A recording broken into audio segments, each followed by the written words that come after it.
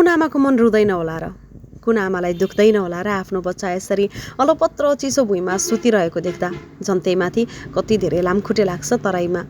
आज 5 बजे अफिसबाट आउँदा बाबु भुइँमा सुतिरहेको रहेछ। अनि पसलमा कति धेरै सामानहरू आएको थियो आज। झन्डै 3 देखि 4 बोरा सामान बहिनीले मजाले सजाएर राखिसकेकी रहेछिन्। अनि छोरा चाहिँ भुइँमा खेल्दा खेल्दै त्यसै थाकेर निदाएछ।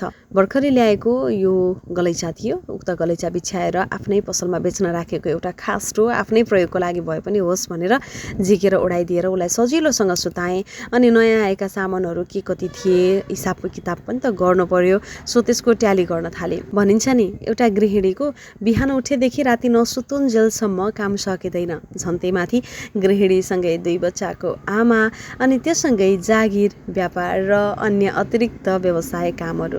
ज्यान त कति दुख्छ। झन् बच्चाको बिजोग देख्दा मन पनि